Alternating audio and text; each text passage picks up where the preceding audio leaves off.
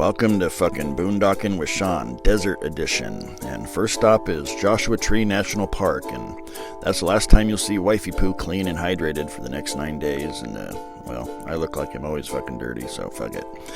Anyway, Joshua Tree Park is located in Southern California, and it's where two desert ecosystems meet, the Mojave and the Colorado Desert.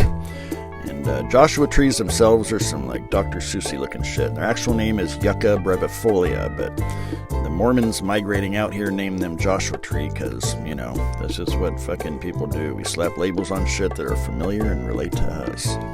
We're going to camp out here a couple days for free just south of the park on BLM land. That's Bureau of Land Management. And boondocking just means camping without any hookups and shit. And look how excited Wifey Poo is until she realized it's fucking 93 out.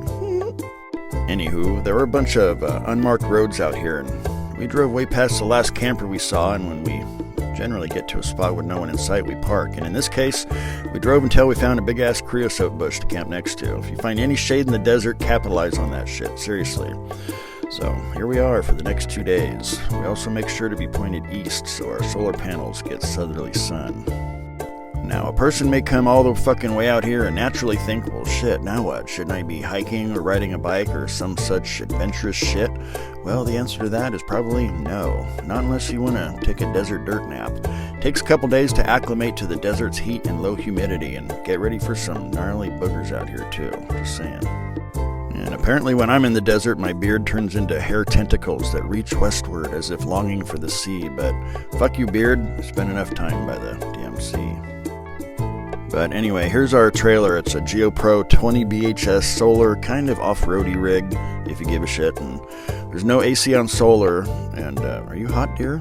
Oh yeah, she's hot as fuck. Well, we've discovered a new drinky poo perfect for hot desert days. It's an espresso martini. I'm not sure how other people make these, but here's how we do. 2 shots of Bailey's, 5 shots of Tito's, or however fucking much that is, and a splash of whatever kind of canned coffee you want, and, you know, ice, of course. Then shake the shit out of it, and I find that if you switch to your non-dominant hand, it'll feel like someone else is making your martini. And look, we even bought stainless steel martini glasses. Some people buy fucking windsocks and whirligigs and live, laugh, love signs. We buy camping martini glasses, apparently, but to each their own. We don't judge. We totally judge.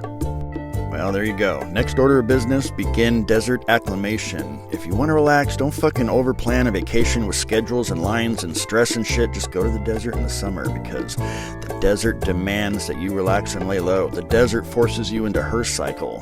Rest in the shade and don't be a dumbass. It's hot, but at least it's windy. Windy as fuck. Did I mention that it was hot as fuck?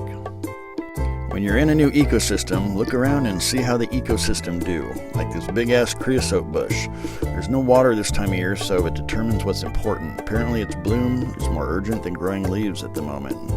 So, you know, we have to make similar determinations about what's important, like, you know, hydrating and shit. What? We're on vacation. Fuck off. But as the sun lowers, the wildlife starts to move about. Talking about us. Now, this shit here is called Pteridendrum californicum. It's not mistletoe, but is often mistaken for mistletoe because mistletoe makes you think camel toe, and there are camels in the desert, so... Wait, what? Never mind.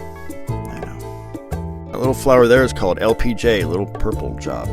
Now, here's a treat, 2 cactus wren nests in this big-ass cholla. They make 2 nests, one whilst mama's laying her eggs and shit, and the other is sort of a decoy. Then when the eggs hatch, the mom and dad wren go live in the other one because the chicks are all, you know, playing their music too loud and, you know, like being dicks, teenagers. Anyway, mating season and all that's over, so these are abandoned and they don't repopulate their nests because of parasites and, you know, teenagers leave their fucking dirty dishes everywhere, and anyway, they just reuse the material elsewhere. So I don't mind showing you the inside of these spiky ass footballs that are carefully lined with feathers. Do the teenagers appreciate that shit? No. Gotta love them though, but I'll leave it as I found it because that's how I do, and you should do too, but I'm not the boss of you, but seriously, don't be a dick. You know, aimless wandering through the desert is one of my favorite things to do. Forests are like a beautiful woman, impeccably and intricately dressed, but a desert is naked, and you can see her junk, like, you know, this junk right here. I don't know why people think it's okay to leave shit out here. General dumbassery, I guess, but, You know, if a person seems hard and tough, it's because they're protecting something sensitive within themselves. And people see the desert as a spiky hot wasteland, but it's quite delicate itself. But fortunately, I like rusty junk and the other kind of junk, but I'm not going to say it. Lady junk. What? I'm just being honest. All right.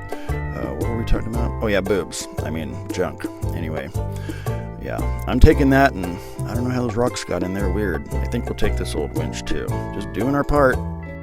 All right, now don't forget to hydrate. We do a lot of hydrating out here, and sometimes we even drink water. Oh, I'm so refreshed. I don't know what the fuck that was. Desert makes you weird, but my favorite time in the desert is evening on account of it's, not so fucking hot. Duh. But anyway, like I said, do how the desert do. The evening is that sweet spot. There's kind of a collective sigh of relief from the land itself. You can feel it, like a thirst that's been quenched, or that first bit of air you breathe after holding your breath too long. And there's a fucking joyous emergence of all the wildlife as they start doing their little desert mating rituals and shit. When the chicks are away, the cactus wren will what? What the fuck do cactus wren do when they're not fucking or having babies? Flying? I don't know, but I know what we do. It's too hot to fuck. Or don't do. Alright. Well, that's it for today. Tomorrow we'll go check out the park. Now, get the fuck out of my trailer. Toodaloo.